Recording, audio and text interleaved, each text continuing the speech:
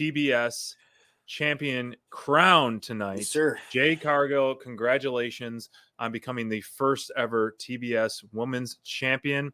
You are a superstar. You look like a superhero, and you deserved it. You earned it. Congratulations on this.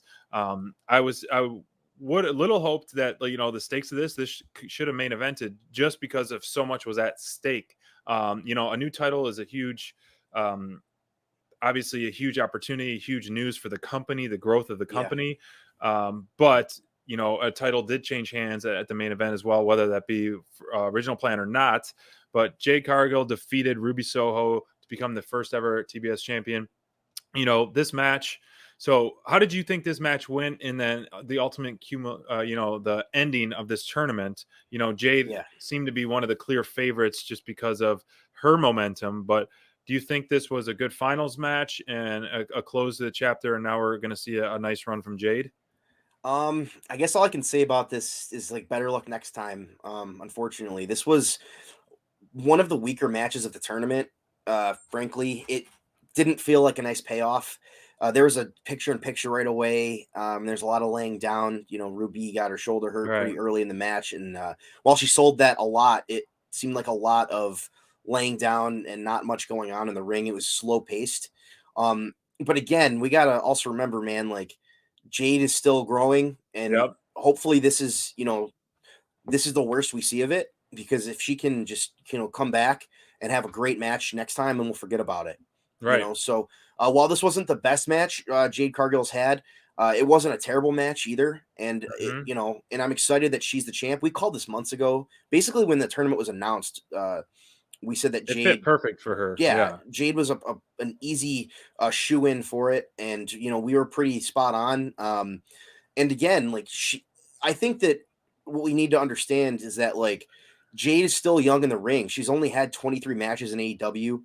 She's a homegrown not a lot talent. when you count those squashes on dark. Right, most of the dark matches are right. It's experience, but it's not a long match experience. Those matches last 5 minutes tops typically. Right. So I think that the best is yet to come with Jade, and I think that that's going to be the thing with this belt. She's going to be defending it a lot, I'm sure. If it's supposed to be the women's equivalent of the TNT title, she's going to be defending that belt a lot every week, hopefully, and that's the experience she needs. And if she can go in and have longer matches and continue to grow, I'm all for it, because I think Jade Cargill has everything you want, and she's just needs experience. And when she has that experience, she's going to be unstoppable.